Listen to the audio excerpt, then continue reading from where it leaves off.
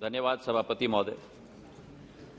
आज 193 रूल के अंतर्गत एक बहुत महत्वपूर्ण मुद्दे पर ये सदन चर्चा कर रहा है और ये मुद्दा एक संवेदनशीलता का मुद्दा है। ये एक मुद्दा है जहां हर भारतवासी की आवाज एक मत की होनी चाहिए, एक विचारधारा की होनी चाहिए। हम अलग अलग राजनीतिक दलों से हो सके, लेकिन हमारे लिए सदैव देश पहला होना चाहिए। हमारे लिए सदैव देश का नागरिक पहला होना चाहिए और यही मंशा, विचारधारा, सोच और संकल्प के साथ हमारी सरकार प्रधानमंत्री नरेंद्र मोदी जी के नेतृत्व में देश की सेवा, देश की विकास और देश की प्रगति के लिए अथक प्रयास दिन रात निरंतर कर रही है। विश्व में सभापति महोदय, जब किसी भी देश में एक लड़ाई का एक वातावरण तैनात होता है तो ये एक चिंताजनक विषय है, दुर्भाग्यपूर्ण विषय है और एक दुखद विषय है। एक ऐसा कालखंड होता था सभापति महोदय, जब कभी दो देशों के बीच में एक जंग होती थी या लड़ाई होती थी तो उस जंग या उस लड़ाई का प्रभाव केवल उन देशों तक सीमित होता था, केवल आसपास के एक दो पड़ोसी देशों तक सीमित होता था। लेकिन आज विश्व बदल चुका है। जब हम एक इंटरकनेक्टेड वर्ल्ड में अपना जीवन यापन कर रहे हैं, जब हम एक विश्व के नागरिक के रूप में अपना जीवन यापन कर रहे हैं, तो कोई भी घटना अगर एक देश में होती है तो उसका प्रभाव विश्व स्तर पर उत्पन्न हो जाता है। उदाहरण के तौर पर सभापति महोदय, जब एक छोटा सा पत्थर भी हम एक नदी में फेंकें तो उसका जो रिपल इफेक्ट होता है, उसी तरह आज एक इंटरकनेक्टेड वर्ल्ड में घटना कहीं भी घटे लेकिन उसका इफेक्ट विश्व के हर देश पर प्रभाव पड़ता है। और मैं मानता हूं कि सरकार की जिम्मेदारी, सरकार जिसकी भी हो, लेकिन उस सरकार की जिम्मेदारी हमारे देश के 135 करोड़ जनता के प्रति, और यह अतिशयोक्ति नहीं होगी अगर मैं कहूं सभापति महोदय कि 135 करोड़ जनता के प्रति के अलावा विश्व में 110 देशों में बसे हुए हमारे 1.5 करोड़ प्रवासी भारतीयों के प्रति भी, और उसी के साथ साथ भारत का कोई भी नागरिक अगर किसी भी देश में अध्ययन के लिए, व्यवसाय के लिए, समाज सेवा के लिए वहां उपस्थित हो तो उस व्यक्ति के प्रति भी भारत सरकार की भूमिका और जिम्मेदारी जरूर होनी चाहिए। और वही भावना इस सरकार की। जब ये युद्ध शुरू हुआ सभापति महोदय, हमने बहुत टीका टिप्पणी सुनी। एडवाइजरीज क्यों नहीं इशू हुए, देर में इशू हुए। मैं सभा पटल पर आपके द्वारा रखना चाहता हूं कि भारत उस अग्रिम देशों में है जो पहली एडवाइजरी विश्व में इशू की गई, वो भारत के द्वारा 15 फरवरी, 18 फरवरी, 20 फरवरी और 21 फरवरी, एक एडवाइजरी नहीं लेकिन 4 एडवाइजरी इशू की गई। और प्रधानमंत्री जी ने कमान संभाला, भारत के प्रथम नागरिक के रूप में, भारत के प्रधान सेवक के रूप में, केवल प्रधानमंत्री के रूप में नहीं लेकिन भारत के एक एक नागरिक के रक्षक के रूप में वो कमान संभाला सभापति महोदय। और सुबह शाम मीटिंग की गई। जैसे अभी हरदीप पुरी जी कह रहे थे वो गुवाहाटी में थे, मैं मध्य प्रदेश में था। रात को 11:30 बजे हमें फोन आया कि आपको फौरन वापस दिल्ली पहुंचना है और हम आपको भेज रहे हैं। रोमेनिया और मोल्डोवा जयशंकर जी ने जिम्मेदारी मुझे दी थी और हमें कहा गया था प्रधानमंत्री जी के द्वारा कि आप वापस आओगे तो केवल तब आओगे जब आखिरी फ्लाइट उस देश से निकलेगी हमारे नागरिकों के साथ। एक मैनेजमेंट सिस्टम संवेदनशीलता की सभापति महोदय, सरकार के मुखिया के रूप में हम लोग जब मीटिंग में बैठे हुए थे, जयशंकर जी, मैं, वीके सिंह जी, अभी दो हमारे साथी नहीं है, पीयूष गोयल जी और हरदीप पुरी जी और किरण रिजिजू जी, बीच में उस मीटिंग से उठकर दूसरे देशों के राष्ट्रपति, प्रधानमंत्रियों से दूरभाष में बात करके कि एक वातावरण तैनात करना होगा, आपको हमें मदद करना होगा हमारे देश के वासियों को वापस लाने के लिए, 5-5 देशों के राष्ट्रपति और प्रधानमंत्रियों से चर्चा हुई। क्यों? वो इसलिए अध्यक्ष महोदय, क्योंकि यूक्रेन का बॉर्डर 5 देशों के साथ लगता है। अगर उत्तर से दक्षिण से हम देखें तो पोलैंड से शुरुआत करिए आप, हंगरी, स्लोवेकिया, रोमानिया और मोल्डोवा, और ये 5 मैं उदाहरण दूं द्वार हैं जहां से यूक्रेन से हमारे नागरिकों को हम बचाकर वापस ले आ पाए। 5 देशों के प्रधानमंत्री और राष्ट्रपतियों से बात हुई, और केवल ये नहीं, लेकिन जहां जंग चल रही है उन देशों के प्रधानमंत्री और राष्ट्रपतियों से बात हो रही है, जिन देशों में जंग चल रही है, कि हम समझते हैं कि आपके यहां जंग चल रही है, लेकिन भारतवासियों के लिए एक सुरक्षित कॉरिडोर आपको बनाना ही होगा इस जंग के बीच में ही, ताकि हम अपने देश के वासियों को वापस ले पाए। ये एक विचारधारा थी, और मैं बधाई देना चाहता हूं इस सदन के पटल पर मेरे साथी जयशंकर जी को।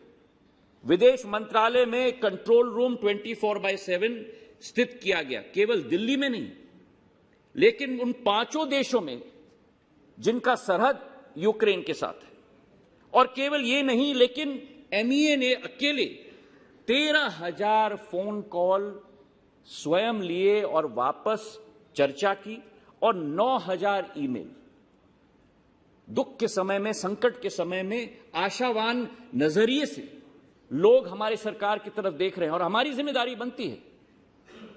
यह सच्चाई है जब कहा गया कि हमारा दायित्व है, हमारी जिम्मेदारी है, सेवक के रूप में यह सरकार काम कर रही है, सरकार के रूप में नहीं, कि उस एक एक फोन कॉल और ईमेल का जवाब संवेदनशीलता के साथ जयशंकर जी के मंत्रालय के एक एक अधिकारी ने दिया, उनको मदद करने की।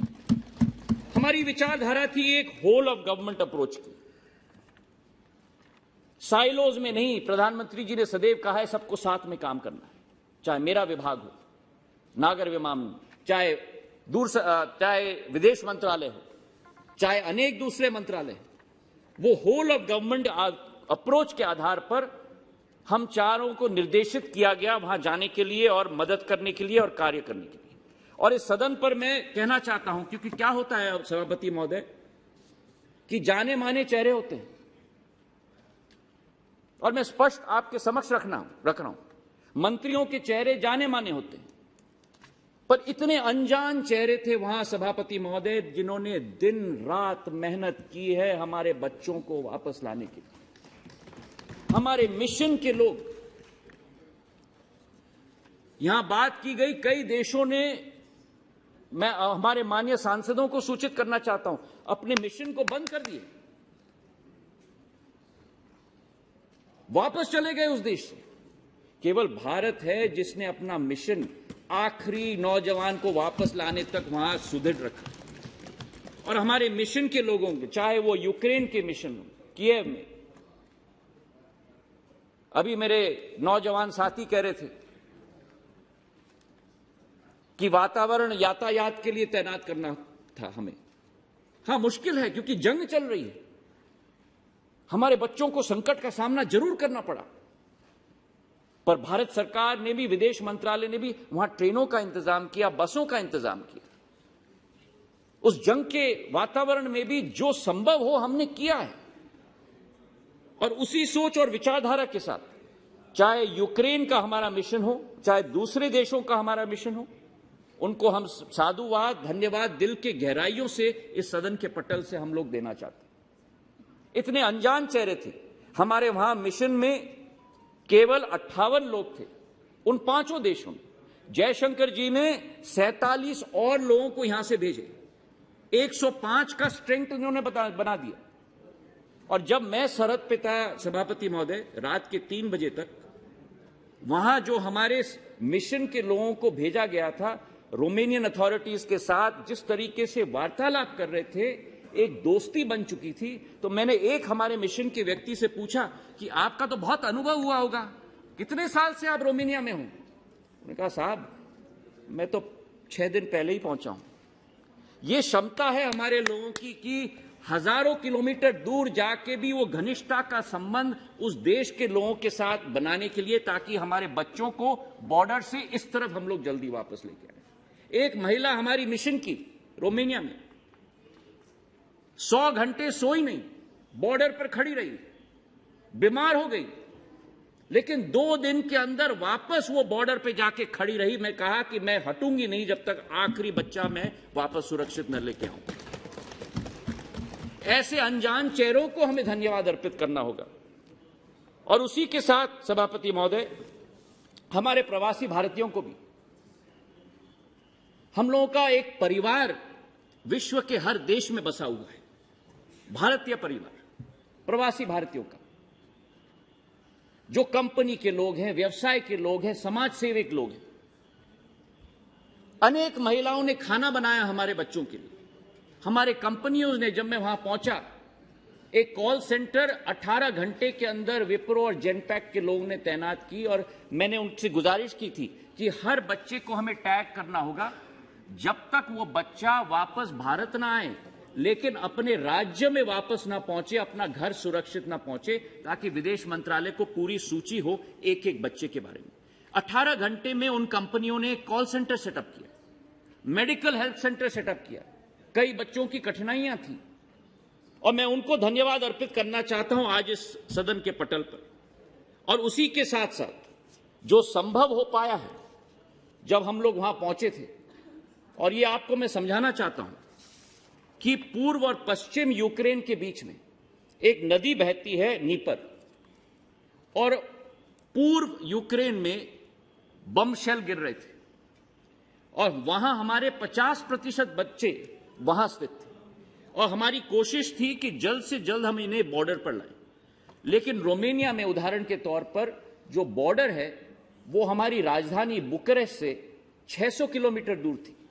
मतलब कि बच्चा सरहद तक पहुंचे, उसके बाद सरहद पे शेल्टर में रहे, उसके बाद 12 घंटे बस में चले बुकारेस्ट तक, और उसके बाद उसे फ्लाइट मिली। तो जब रोमेनियन राष्ट्रपति से मैं मिला था, जब प्रधानमंत्री जी ने उनसे चर्चा की थी, मैंने उनसे निवेदन किया कि एक छोटा सा एयरपोर्ट सुचेवा सरहद से 40 किलोमीटर दूर है, आप कृपा करके ये एयरपोर्ट हमारे लिए खोल दीजिए। हमारे भारत के विमान, छोटे विमान को हम यहां लेके आएंगे, ताकि बच्चों को हम वहां से ही सीधा इवैक्यूएट करें। और आज इस सदन से मैं उन रोमेनियन हमारे राष्ट्रपति और सभी अधिकारियों को मैं धन्यवाद अर्पित करना चाहता हूं। डोमेस्टिक एयरपोर्ट उन्होंने खोला हमारे प्लेन्स के लिए, और 2000 बच्चों को हमने सीधा सरहद से इवैक्यूएट किया। और ये इसलिए संभव हुआ क्योंकि प्रधानमंत्री जी ने स्वयं राष्ट्रपति जी से बात की। जब हम गए उनसे मिलने के लिए, उन्होंने कहा कि आपके प्रधानमंत्री जी ने जो संवेदनशीलता दिखाई है, कोई और सरकार ने नहीं किया है जो आपके भारत सरकार ने किया है। और हमारे द्वार आप लोगों के लिए सदैव खुले हैं, जो भी संभव मदद की जरूरत है वो हम आपको जरूर दिलवाएंगे। आज इस सभा पटल पर सभापति महोदय, मैं हमारे सभी एयरलाइंस को भी धन्यवाद देना चाहता हूं। कम समय में सभी का व्यवसाय होता है, सभी का बिजनेस होता है। संवेदनशीलता जिस तरीके से हमारी एयरलाइंस ने दिखाई, अपने प्लेन्स को अपनी रूटिंग से निकाला, विदेश भेजा, नए क्रूज को रखे। और इस सभा पटल में मैं कहना चाहता हूं, इंडिगो ने 35 फ्लाइट्स चलाई, एयर इंडिया ने 14 फ्लाइट्स चलाई, गो फर्स्ट ने 6, एयर एशिया ने 3, एयर इंडिया एक्सप्रेस ने 9, स्पाइस जेट ने 9, और हमारे भारत वायुसेना के C-17 4 ग्लोब मास्टर्स ने 14 सॉर्टीज किए सभापति महोदय, 90 सॉर्टीज किए, और 23,000 बच्चों को हम सुरक्षित घर वापस लाए। लेकिन जहां मन में एक हर्ष नहीं, लेकिन एक भावना है कि सुखद भावना है कि हम अपने बच्चों को सुरक्षित वापस लेके आए, एक तसल्ली है। वहीं जो शशि थरूर जी ने कहा, हमारा एक नागरिक, हमारा एक बच्चा को हम खोए हैं। नवीन केवल उस परिवार का नहीं, नवीन भारत के हर परिवार का सदस्य है और वो दुख और वो शोक हम सब अपने एक एक व्यक्ति अपने दिल में महसूस करते हैं। एक नौजवान क्षमतावान शिक्षा ग्रहण करने के लिए कोई देश में जाए और अपना जान गंवा दे, इससे ज्यादा दुखद बात नहीं हो सकती सभापति महोदय। जहां एक नवीन को हम खोए हैं, वहां एक हरजोत सिंह, 5 गोली लगी उसे, 3 पांव में 2 छाती में, यूक्रेन के अस्पताल में वो स्थित था और हमारी मंशा थी, हमारा लक्ष्य था कि उसे भी वापस सुरक्षित लाना होगा। और आज मेरे साथी वीके सिंह जी इस सदन में बैठे हुए हैं, मैं दिल के गहराइयों से उनको भी बधाई और धन्यवाद और साधुवाद देना चाहता हूं। वो स्वयं हरजोत को वापस लेके आए और वापस अकेले नहीं लेके आए, एक डॉक्टर को भी साथ में लेके आए और जब तक हरजोत को दिल्ली के अस्पताल में वहां भर्ती नहीं किया तब तक वीके सिंह जी ने उसका साथ नहीं छोड़ा। ये एक सेवा भाव की भावना है सभापति महोदय। और इसी के साथ मैं ये स्पष्ट रूप से कहना चाहता हूं कि जो ह्यूमैनिटेरियन एड 90 टन यूक्रेन के हमारे लोगों को भी हमने पहुंचाया इस विसंगति के समय में, इस कठिनाई के समय में, जहां हम अपने बच्चों को वापस लाने की कोशिश कर रहे हैं, लेकिन उस समय में भी भारत का विशाल हृदय कि उस देश को भी हमें मदद करना होगा, प्रधानमंत्री जी का संकल्प और 90 टन ह्यूमैनिटेरियन एड हमने उस देश को पहुंचाया सभापति महोदय।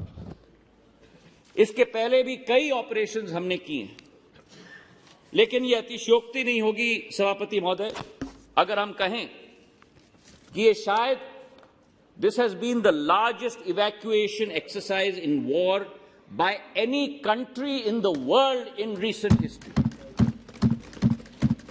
And it has been made possible because of the leadership of our Prime Minister, his resolve, his commitment. मैं पूछना चाहता हूं कि क्या किसी और देश ने एक ऐसा एक्सरसाइज अंडरटेक किया यूक्रेन में? इसका उत्तर है नहीं सभापति महोदय।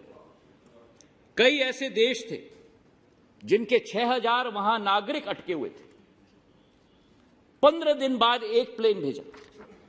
कई ऐसे वेस्टर्न देश थे जिन्होंने अपनी एम्बेसी में नाम नहीं लेना चाहता हूं, अपनी एम्बेसी बंद कर दी, एडवाइजरी इशू की और मैं कोट करता हूं उनका नाम लेते हुए बिना, the government will not be able to evacuate its citizens from Ukraine.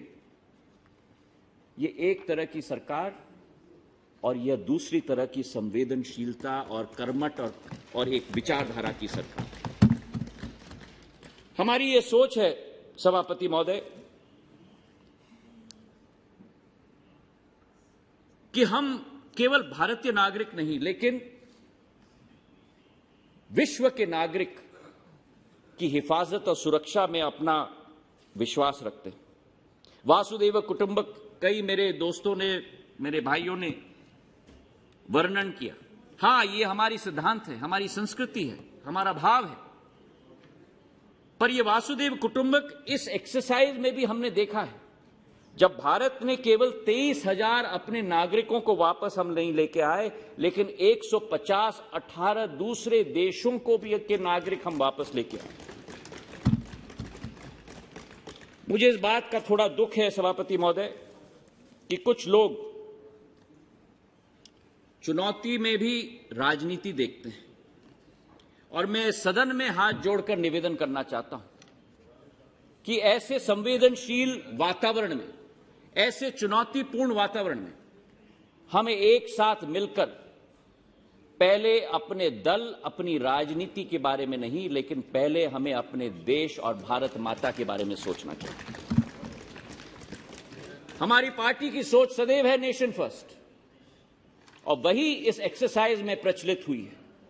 Bharat की आवाज एक संयम एवं तार्किकता की आवाज है और प्रधानमंत्री जी के नेतृत्व में भारत विश्व पटल पर एक उगता हुआ सूरज के रूप में उजागर होगा, इसका हमें पूरा विश्वास है। बहुत बहुत धन्यवाद।